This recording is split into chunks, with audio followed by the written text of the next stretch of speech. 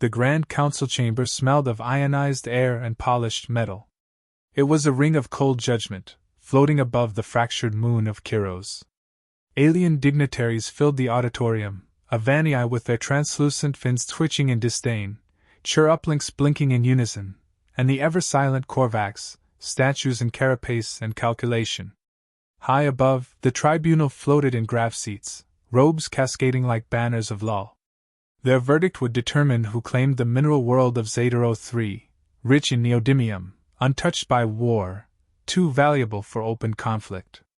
So, by tradition, the challenge was invoked, a duel between champions. A ripple of static silence fell as the Korvax delegates stepped forward. We invoke Directive 9. Combat resolution. Dual form. 1 warrior from each side. Location, Kiros Arena 4. The proclamation echoed. A hum of amusement moved through the chamber like a shared secret. All eyes shifted toward the Terran section, where a single figure rose, deliberate, unhurried. Staff Sergeant Evelyn Voss wore no dress uniform, no medals. Just field gray fatigues and a calm that unsettled even her allies. She adjusted her collar, stepped forward, and said nothing. Her presence alone was a challenge. She's their choice? Murmured an Avanii senator. She doesn't even have armor, whispered a Chur tactician. She doesn't need it, came the dry reply from Earth's ambassador. The Korvax prime tactician, Thren Valkar, turned his black glass eyes toward Voss. His voice was void of inflection. You are the human champion? Voss nodded once. I am. You will die in the field. You understand this? She tilted her head, unimpressed. You'll be easier to find once you believe that. A faint murmur rolled across the chamber. Valkar said nothing more. He simply turned, retreating to his side of the dais. Formalities concluded. The duel would begin at planetary dawn. Inside the Terran command vessel, dim lights painted the briefing room in red and brass. The air was quiet. Voss sat cross-legged on a supply crate, assembling her rifle in practiced, silent motions. Colonel Ramirez stood nearby, arms crossed. You sure about this? Voss locked in the bolt. No backup. No satellites. No rescue. I didn't ask for the briefing again. I asked if you're sure. She checked her scope alignment, adjusted 1 microclick left. I volunteered. Ramirez handed her a flat, steel coin, laser-etched with Earth's emblem. Then do what you do best. Make them regret ever thinking we were clumsy. She stood, slung her rifle, and walked to the drop bay. Kiros spun below, a gray-blue marble wrapped in jagged ridges and thermal vents. Voss waited in the chamber, her pulse a steady whisper. She could feel the soft tremble of the pod's ignition cycle, the faint shift of gravity, and beneath it all, the silence. Not peace. Preparation. The pod launched. Atmospheric friction turned the viewports white-hot. She closed her eyes. She thought of Georgia. Of wind moving through pine trees. Of the steady exhale before the trigger broke. The pod punched through cloud cover, embedding itself in a ridge just above the arena floor. Voss stepped out, weapon in hand, boots crunching on frost-rimed rock. The environment was brutal. High cliffs knifed upward like broken teeth. Thermal vents hissed from fissures. Gravity was Earth normal, but the air had a sharpness she could feel in her lungs. Perfect for sound travel. Better for echoes. Better for her. She didn't speak. She didn't move beyond a crouch. She listened. The arena was 20 square kilometers of artificial wilderness, monitored by orbital drones, watched by hundreds of species. The Korvax would be methodical, sensors, pattern overlays, movement algorithms. They didn't understand variables. Not the human kind. She unpacked her decoys, collapsible heat sources, mirror panels, a small sound loop of breathing patterns.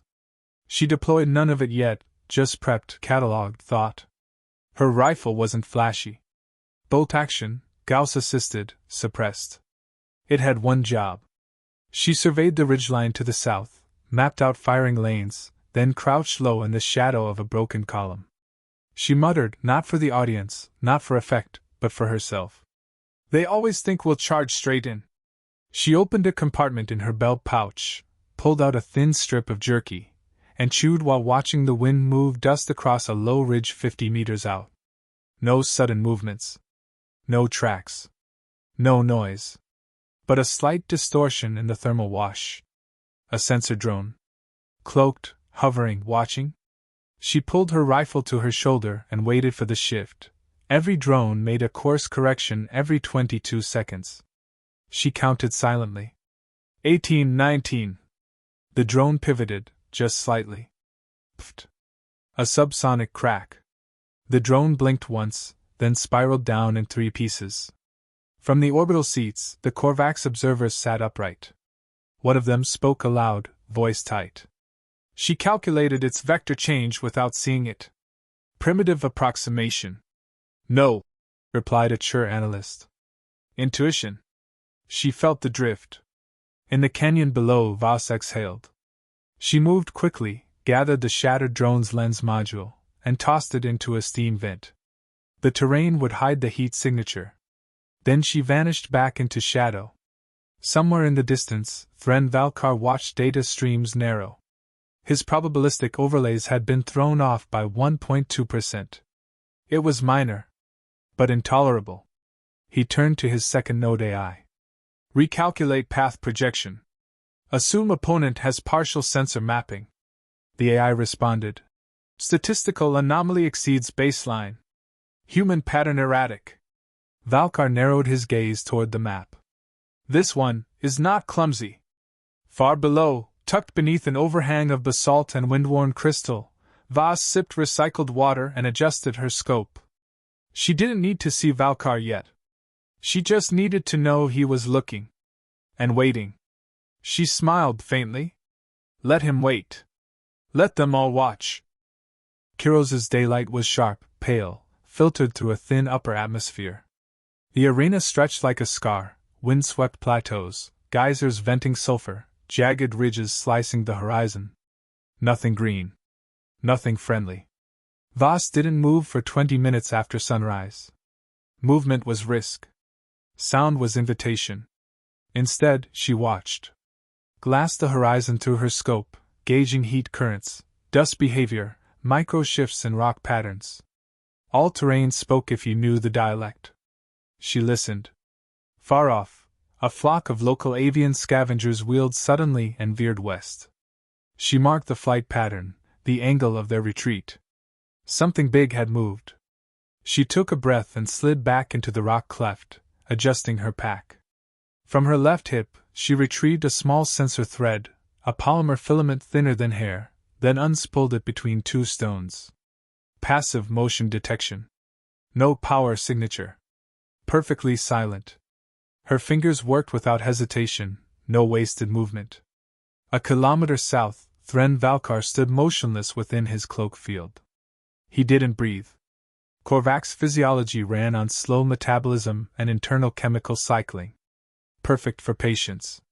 He accessed his neural uplink, pulling in sensor data from 8 nodes, constructing a live environmental model of the arena.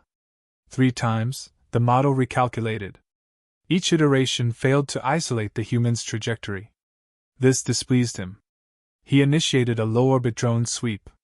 The machines were nearly invisible, tuned to magnetic resonance, capable of pulse mapping ground density changes. They would find her footprints, if she left any. Voss didn't. She moved only when the wind rose, using gusts to mask her steps. She kept to high rock lines, shifted weight on the balls of her feet, and left no tracks in soil too dry to remember. She found a narrow valley bordered by basalt columns, an ancient lava flow, long cooled. A perfect sniper's box. She took her time studying it. Too perfect. She froze. Scanned high. There, 2 tiny irregularities in the column surfaces. Not natural erosion. Placed. A spike trap, alien tech. Stealth poles tuned to magnetic fields.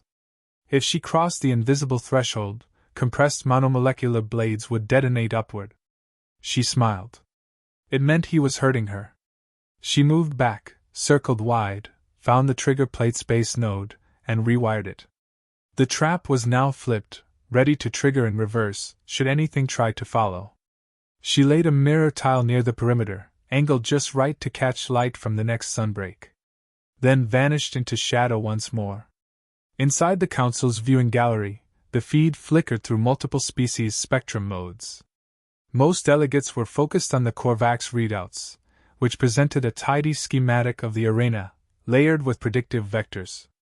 The Terran feed was less elegant. Static. A single lens, mounted inside Voss's scope. Dark. Quiet. No commentary. A Galite envoy sneered. The human is hiding. The Earth ambassador raised a brow. She's waiting. Valkar's uplink flickered red. A drone had lost telemetry. He blinked once, accessing the moment of failure. No projectile detected. No energy spike. It simply ceased.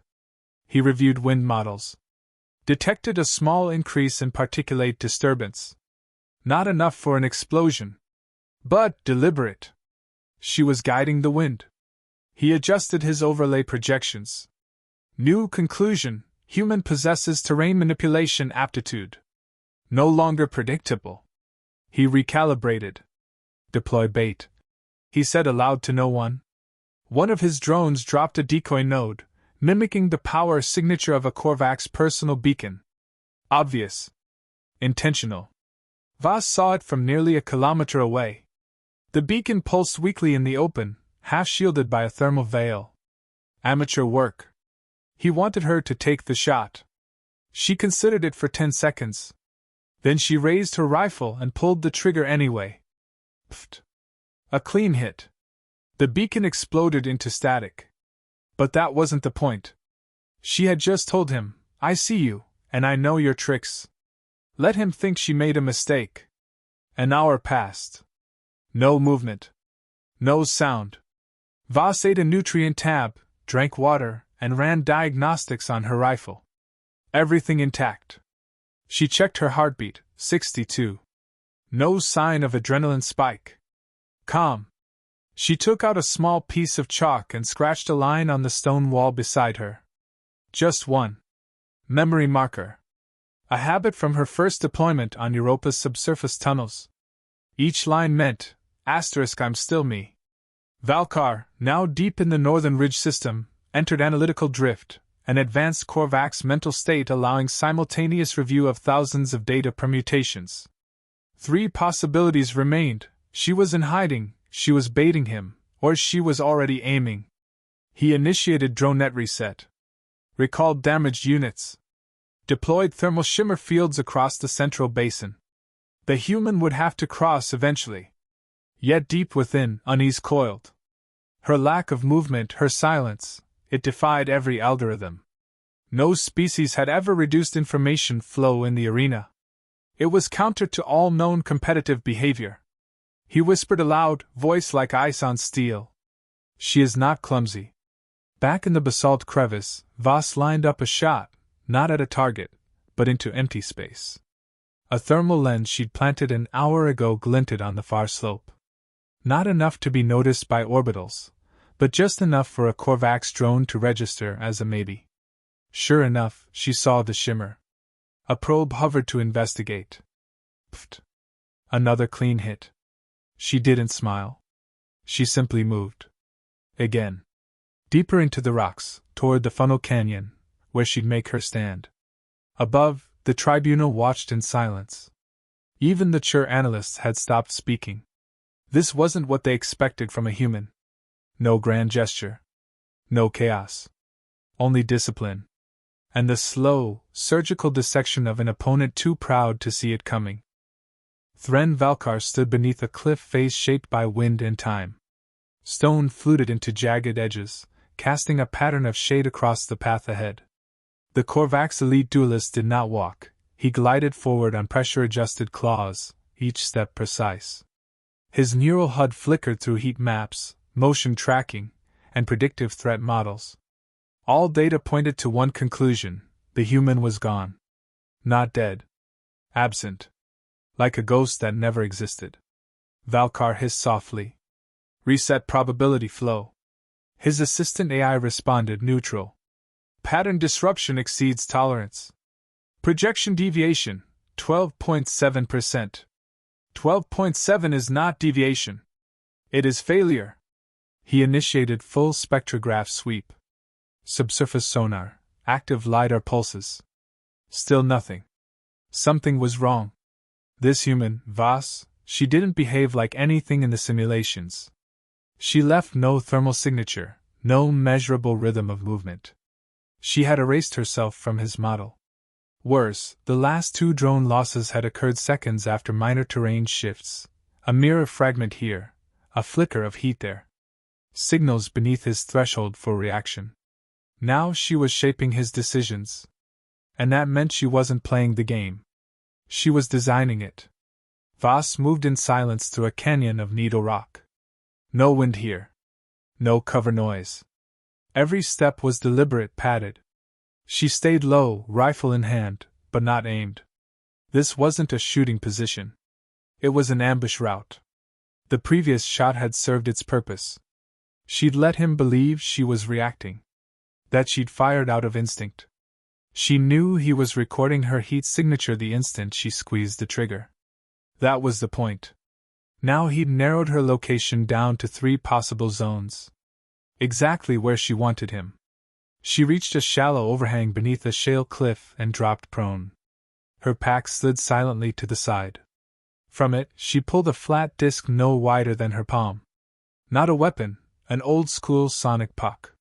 She programmed a delayed burst, 6 seconds of irregular footstep patterns, spaced just enough to seem human.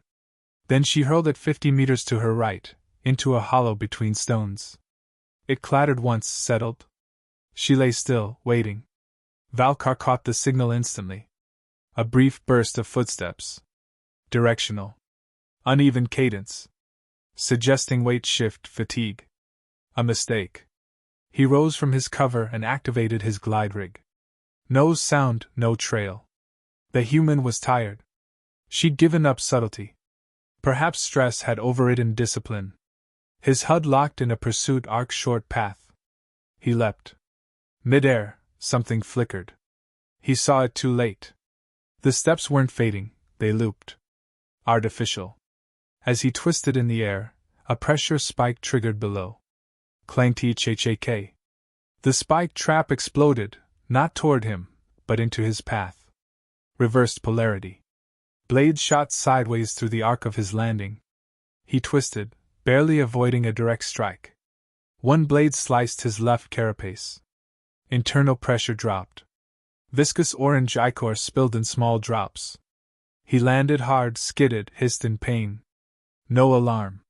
No panic. But the realization settled, she'd turned his own trap. Weeks of training and programming undone by a gut instinct. Not even instinct. Planning. Back in her perch, Voss adjusted her angle.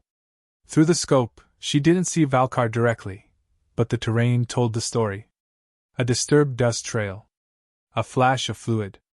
A half-shadow where no shadow should be. He'd survived. Barely. She exhaled.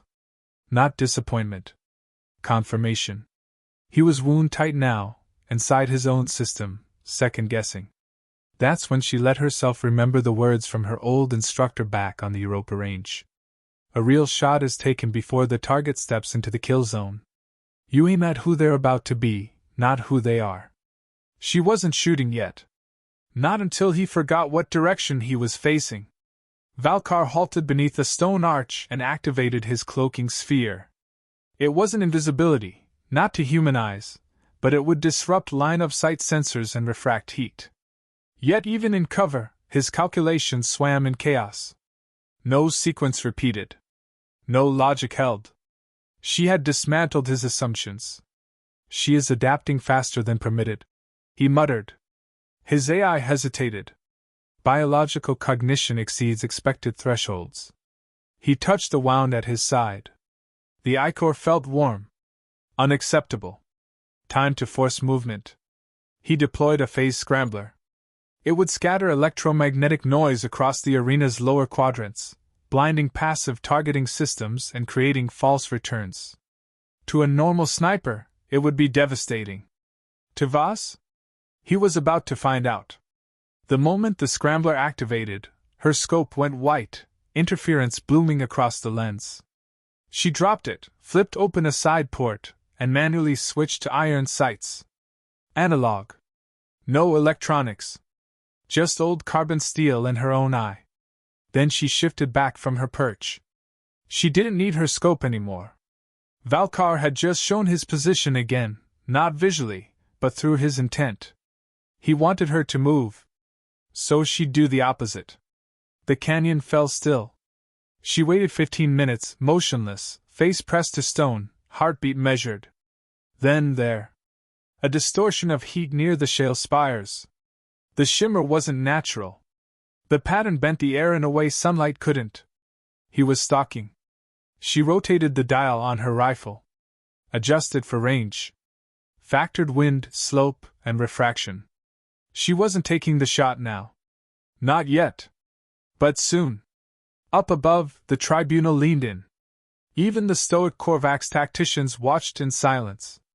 The human had fired only 3 times. Yet every shot had changed the match. She wasn't running. She wasn't panicking. She was circling. Valkar moved faster now. Not a charge, he would never be so primitive, but a tightening loop. She was hiding. The human's kind always fell back to terrain. Predictable. He activated 2 drones in silent hover. Sent them ahead. They would flush her out. Then he would kill her. Voss saw the drones before she saw him. Not directly, reflections in a quartz seam. The shimmer of wind displaced. Tiny deviations. She didn't aim at them. She aimed between them. Let him see them vanish. Let the absence echo. She fired. Pfft. The bullet split the gap, ricocheted off the stone, cracked the rear drone's guidance node. It spun, slammed into its twin. Both fell. No sound beyond impact. Voss rolled back into cover. One line of thought passed through her head. Now he knows the math doesn't work. Valkar's HUD lit up with damage alerts. He turned, eyes widening a fraction. No angle existed for that shot. He scanned all projected trajectories. None matched. His voice, low and cold, barely audible, rasped. She's not following probabilities. She's writing new ones. He stepped back. And for the first time in his life, he felt hunted. The wind picked up again near dusk, sliding down the ridge walls like a whisper through a cracked door. Thin air, sharp with ozone, tugged at the edges of Voss's scarf as she adjusted her firing position for the final time. She lay prone beneath a rock shelf the color of dried blood, her rifle braced across 2 smooth stones. Before her stretched a basin, empty, open, framed by a scattering of spires and fractured glass stone. The light was turning gold. Long shadows grew across the field. This was the kill zone. She'd chosen it hours ago. Everything had led here. From behind her scope, she breathed in the pattern she knew by muscle memory. In. Pause. Out. The shot wouldn't be easy. But it didn't need to be. It needed to be *right. Across the arena, Thren Valkar stood in a concave pit surrounded by translucent pillars. The wound at his side had clotted. Temporary sealant gel held, but only barely. His internal systems had recalibrated stress tolerance down by 8%. An unacceptable loss. But tolerable, for now. He watched the terrain through 6 sensory overlays. The scramblers had stabilized. His decoy pulses now flooded the arena's lower half with false signatures. Motion, thermal, electromagnetic, dozens of ghost signals danced across his interface. No human could process the noise. And yet she hadn't fired since the drones. He didn't understand.